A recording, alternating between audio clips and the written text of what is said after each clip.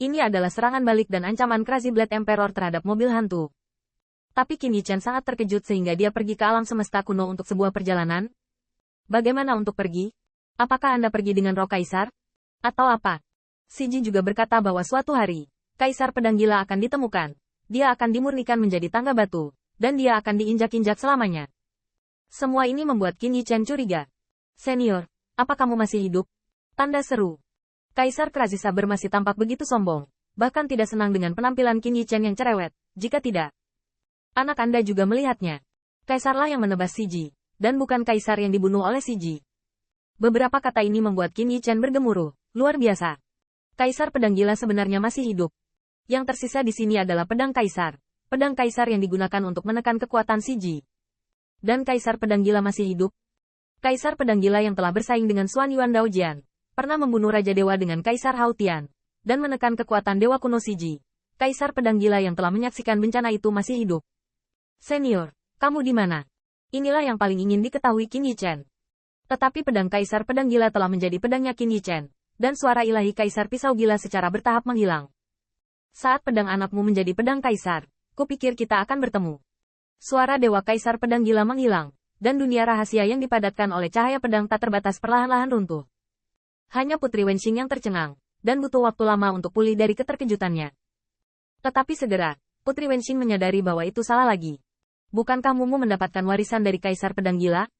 Jadi sekarang, seharusnya kayu yang memegang pisau kaisar di tangan, menebang pemandangan megah dari kekuatan gemetar Istana Iblis kuno. Tapi kenapa? Pedang kekaisaran itu jatuh ke tangan kayu, tapi secara bertahap menjadi sangat tertutup sehingga tidak lagi menjadi pedang kekaisaran. Putri Wenxing melihat dengan hati-hati, dan hanya merasa bahwa bau kayu tampaknya berbeda dari sebelumnya. Tetapi dia tidak dapat menemukannya jika dia ingin memberitahu dia seberapa besar perubahannya. Karena Qin Yichen masih merupakan puncak Daozun, dan pedang ajaibnya sebagus itu. Seperti pedang. Buat semua makhluk gemetar. Ke Tiangxuan juga bingung. Bagaimana mungkin pedang kaisar jatuh ke tangan Tianxing, dan malah menurun? Jin Wu Hao Huang menatap matanya dan tersenyum lebih banyak lagi. Dengan Anda, pisau pencuri, Anda berani terlibat dengan pisau kaisar. Tetapi yang lain tidak jelas. Tetapi Zhu Jiuyin sangat jelas tentang apa yang ingin dilakukan anak ini. Zhu Jiuyin tidak bisa menelan nafas ini. Pedang kaisar ini awalnya adalah harta yang dia hargai. Tetapi sekarang, tidak ada pedang gila kaisar, hanya pedang Qin Yichen. Kuncinya adalah kekacauan kecil Zhu Jiuyin ini telah melepaskan kesempatan besar untuk menjadi seorang kaisar, dan memilih warisan yang menurutnya tidak terbatas. Tanda seru. Lain-lain, mengandalkanmu, berani melangkah di atas alam kaisar? Sejak zaman kuno, ada makhluk yang tak terhitung jumlahnya. Berapa banyak yang telah menjadi kaisar? Apakah kamu pikir kamu memiliki biografi yang sebenarnya dari Kaisar Pedang Gila? Kaisar Pedang Gila-gila, dan kamu bodoh. Begitu bodoh sehingga kamu mengira kamu lebih tinggi dari langit dan lebih tebal dari bumi. Selama minuman dingin, niat membunuh Zhu Jiuyin tiba-tiba meningkat. Awalnya, jika Anda memegang pisau kaisar, lelaki tua itu masih perlu menimbang sedikit. Tetapi sayang pisau kaisar pisau jatuh ke tangan Anda, tetapi berubah menjadi tumpukan besi tua. Qin Yichen tiba-tiba kembali ke akal sehatnya. Saat dia melihat ke belakang, matanya masih setajam pisau, dan kali ini, dia benar-benar berani melihat Zhu Jiuyin. Dia masih puncak dari alam Daozun, dan miliaran tanda pisau di pedang kaisar diam, seolah-olah mereka belum pernah ada sebelumnya. Tetapi sekarang Qin Yichen tampaknya memahami semacam kekuatan.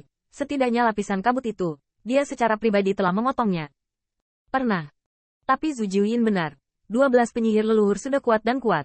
Tapi Qin Yichen tiba-tiba menyeringai dan berdiri di belakang Feng Nianchu, menunjukkan kepalanya.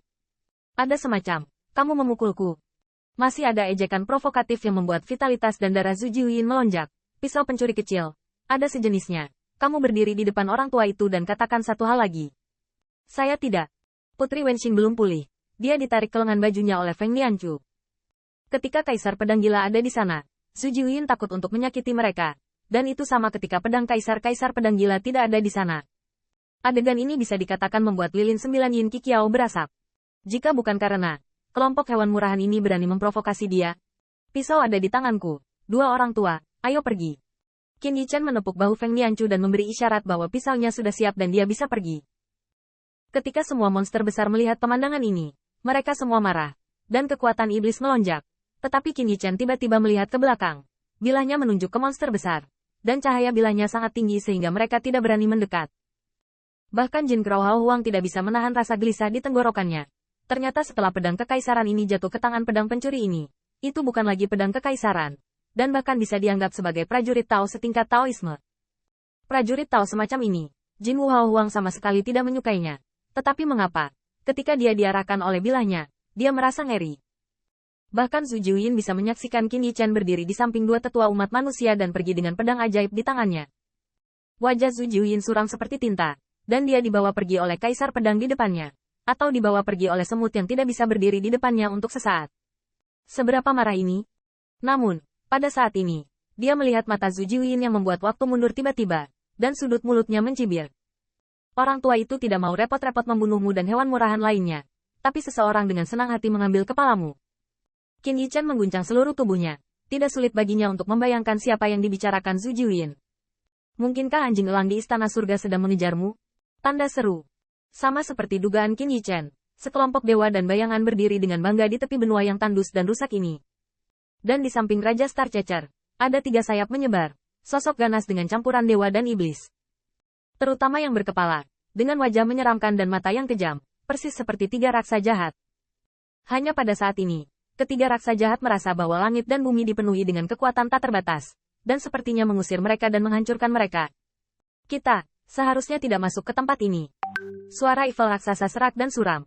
Tetapi King of Star Peking terkejut ketika mendengar kata-kata itu, seolah-olah dia juga memikirkan masalahnya. Gatke adalah karakter di era primordial, dan ketiga raksa jahat yang tersegel ini secara alami sama. Jika mereka muncul dalam waktu dan ruang yang bukan milik mereka, mereka pasti akan ditolak dan ditekan oleh hukum langit dan bumi.